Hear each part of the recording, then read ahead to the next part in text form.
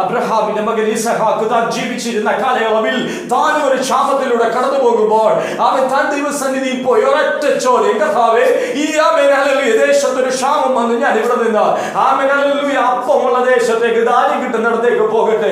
ഇതാ ഒരു മറുപടി സ്വർഗത്തിൽ നിന്ന്, നീ ഇവിടം വിട്ട് മടങ്ങരുത്, ഇവിടം വിതയ്ക്കണം. അതെങ്ങനെ നടക്കും? കലപ്പ വെച്ച കേറത്തില്ല. കാരണം എന്നാ? അവൻ നിലം കിടക്കുന്നത് തരിശ് വിണ്ട് കീറി. ഡ്രൗട്ട് വന്ന്, ക്ഷാമം വന്ന്, വെയിലിന്റെ അഘാതമേറ്റ് ഒരു തുള്ളി വെള്ളം പോലെ, വെള്ളത്തിന്റെ അംശം പോലും എവിടെയും കാണാതെ കിടക്കുന്ന വയൽ പ്രദേശത്ത് ഞാൻ വിതയ്ക്കാനോ? ഇതെങ്ങനെ സംഭവിക്കും? അത് ദൈവം പറയുന്നു ഇസഹാക്കിനോട്, ഇസഹാക്കേ, ഇതെന്റെ വാക്ക. ഒരിക്കൽ നിന്നെ കൊണ്ട് മോറിയ മലയിലേക്ക് കയറിയപ്പോൾ ബാലന്റെ മേൽ കൈവയ്ക്കരുതെന്ന് പറഞ്ഞപ്പോൾ നീ ശബ്ദം കേട്ടതല്ലേ? അന്ന് അനുഭവിച്ചൊരു ദൈവ സാന്നിധ്യമുണ്ടല്ലോ നിനക്ക് വേണ്ടി കരുതിയ കരുതൽ. ആ കരുതൽ ഇന്നും മാറിയിട്ടില്ല. ഇവിടെയും ഞാൻ ചെയ്യാൻ തയ്യാറാണ്. അപ്പനിൽ നിന്ന് കൈമാറ്റം ചെയ്ത വ്യക്തിയ വിശ്വാസം അത് മകളിലേക്ക് വ്യാപരിക്കുകയാണ്. തലമുറകളിൽ നിന്ന് തലമുറകളിലേക്ക് ഒരു വിശ്വാസം നമുക്ക് കൈമാറ്റം ചെയ്യാൻ വിശ്വാസത്തെ മുറുകെ പിടിച്ചു. ഇത് രാവിലെ തന്റെ കഴുതയ്ക്കോ കാളയ്ക്കോ വട്ടവർ കോപ്പ് വീട്ട് കലപ്പ എടുത്ത് എങ്ങോട്ട് പോകുകയാണ്? വയലിലേക്ക് പോകുന്നു. മറ്റു വയലിന്റെ ഉടമസ്ഥന്മാർ ഇവനെ നോക്കി പറയുന്നു, ദേ ഒരു മണ്ടം വരുന്നു, ഒരു മണ്ടം വരുന്നു, ഒരു മണ്ടം വരുന്നു. ഇത് നടക്കുന്ന കാര്യമല്ല. ഇപ്പോൾ എന്നാ ഇവിടെ ക്ഷാമമാണ്. ക്ഷാമം കൊടുങ്കുരുത്തി നടക്കുന്ന സമയത്ത് ആരെ കൊണ്ട് ഇത് നടക്കും? നമ്മുടെ കഥാപാത്രം വയലിലേക്ക് ഇറങ്ങുന്ന കണ്ടപ്പോ ചുറ്റുമുള്ളവർ പറഞ്ഞു, ഇവൻ ലോകവട്ടനാ, ഇവൻ ലോകവട്ടനാ. ഇവൻ വിശ്വാസത്താൽ ചെയ്യുന്നതല്ല, പരാജയപ്പെടാനേ സാധ്യതയുള്ളൂ. ഒരിക്കലും അത് സംഭവിക്കത്തില്ല. കാരണം ഈ അരുളപ്പാട് കിട്ടിയത് ഉയരത്തിൽ നിന്നാണ്. ഭൂമിയെ മുഴുവൻ ഒരിക്കൽ പാഴും ശൂന്യമായി കിടന്നതിന് ഏതനെ പോലെ വളർത്തിക്കൊണ്ടുവന്ന ദൈവ സാന്നിധ്യമാ പറഞ്ഞത്, ഇവിടെയും ഞാനൊരു ഏതനുണ്ടാക്കാം.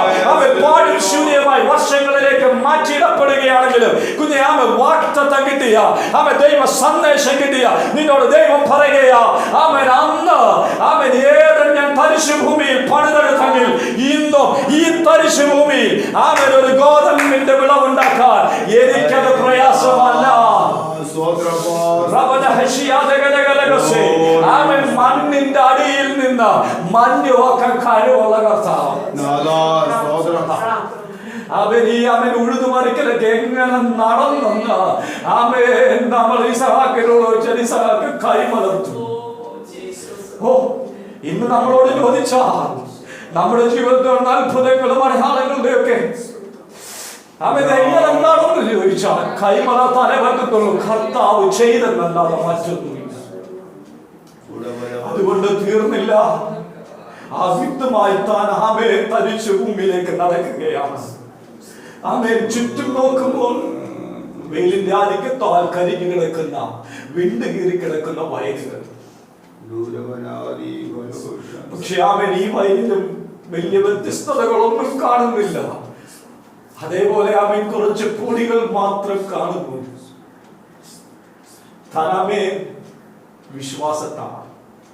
വിശ്വാസത്താൽ തന്റെ വെതറാൻ തുടങ്ങി. അനുഭവം ഒന്ന് ചിന്തിച്ചേ. വെള്ളമില്ല, മഴയില്ല, ഒന്നുമില്ല, സാധ്യതകളില്ല. ഒരു സാധ്യതയില്ലാത്ത സ്ഥലത്തേക്ക് ഇതാ വിശ്വാസത്തിന്റെ വീരൻ നടക്കുന്നു. എന്തുമായി നടക്കുന്നു? ദൈവം പറഞ്ഞതുമായി നടക്കുകയാണ്. ദൈവം പറഞ്ഞതുമായി വിശ്വാസ വീരന്മാർ നടക്കണം. ദൈവം പറഞ്ഞതുമായി വിശ്വാസ വീരന്മാർ നടക്കാൻ തുടങ്ങുമ്പോൾ ദൈവം പറഞ്ഞത് അനുഭവത്തിലേക്ക് വരാനിടയാണ്. നോക്കി നിൽക്കുന്നവർ പലരും മണ്ടനെന്ന് ചുരുക്കം വിധി എഴുതാം. ഇവൻ ചെയ്യുന്നതിൽ ഒരു അർത്ഥമില്ലെന്ന് പറയാം. ചർച്ചകൾ നടക്കാം. അതങ്ങനെ സംഭവിക്കട്ടെ. എന്നോട് പറഞ്ഞ ഒരുവനുണ്ട്. അവൻ പറഞ്ഞ വാക്കുകൾ കൊണ്ടാണ് വിതറുന്നത്. ആ വീണ വിത്തിനും ചോദിക്കും, ഈ മരുഭൂമി കൊണ്ടൊന്ന് വിതയ്ക്കാൻ നീ എന്നാണോ വട്ടനാണോ? ഇവിടെ കിടന്ന് അടുത്ത വെയിലൂടെ കൊണ്ട് ഞാൻ ഉണങ്ങിത്തീരത്തില്ലുള്ളൂ. വിത്തേ നിന്നെ വിതയ്ക്കാൻ പറഞ്ഞൊരുവൻ ഉയരത്തിലുണ്ട്. നിന്നെ ആമേൻ കൊയ്ത്തിലേക്ക് കൊണ്ടുവന്നവൻ തന്നെ വിതയ്ക്കാൻ പറഞ്ഞിരിക്കുന്നു. മദർ സീഡിനെ സൃഷ്ടിച്ച അതേ ദൈവം തന്നെ ആമേൻ സെയിം സീഡിനോട് പറയുകയാ, ഇത് അവിടെ നിൽക്കാം. ആമേൻ സമയങ്ങൾ കഴിഞ്ഞില്ല. Same as it is.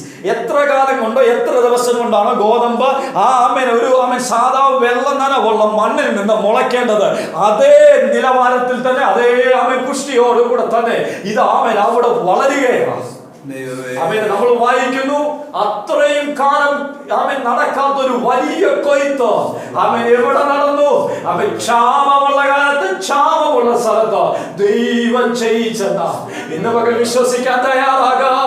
ആമേൻ ദൈവത്തിന്റെ പ്ലാനും പദ്ധതിയും നമ്മുടെ കണ്ണുകൾക്ക് മറഞ്ഞിരിക്കുന്നതാ.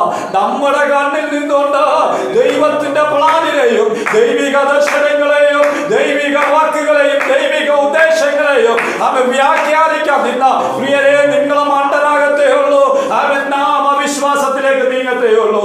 ഇന്ന് പകൽ ആമേൻ ഹല്ലേലൂയ, അവൻ നാം കേട്ട ദൈവിക ദർശനം, അവൻ നാം കേട്ട ദൈവിക വാഗ്ദത്തം അതേ ആത്മാവിൽ തന്നെ അവൻ ആ ദൈവിക വാഗ്ദത്തത്തെ കാണോ.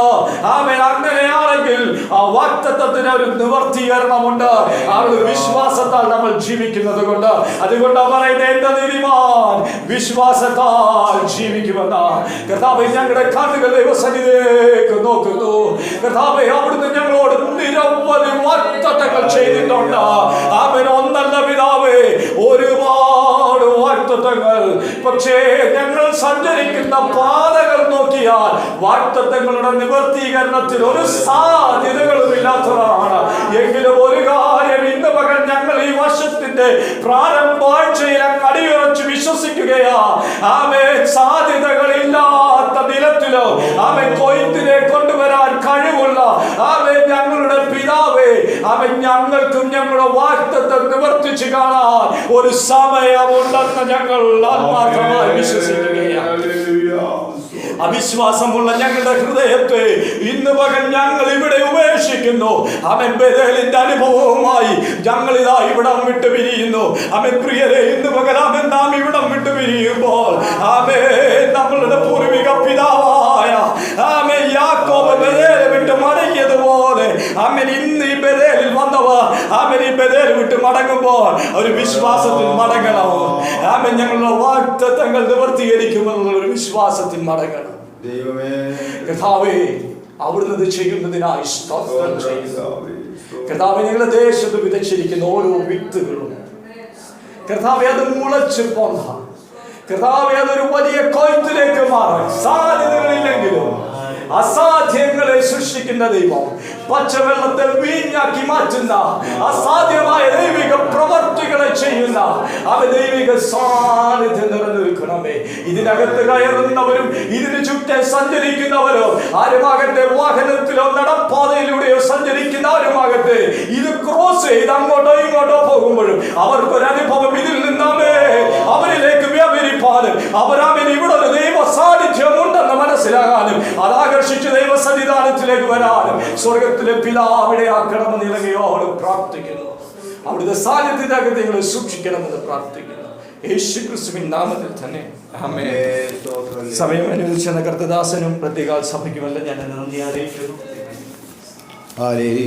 ഈ ചുരുങ്ങിയ സമയം കൊണ്ട് നല്ല ഒരു സന്ദേശം അവയെ കർത്താവ് ദാസനിലൂടെ നൽകുവാനിടയായി തീർന്നല്ലോ. യോബിൻ്റെ പുസ്തകത്തിൽ ഇങ്ങനൊരു വാക്യമുണ്ട്: മനുഷ്യൻ മരിച്ചാൽ ജീവിക്കുമോ? ഒരു പ്രത്യാശയുടെ വാക്ക് അപ്പോൾ തന്നെ പറയുന്നു. ഒരു വൃക്ഷം വെട്ടിയിട്ടാൽ അമേസ്വരം അത് കിളിർക്കും. സ്തോത്രം. ഈ വചനങ്ങളോടെ അതിനോട് ചേർത്ത് വെച്ച്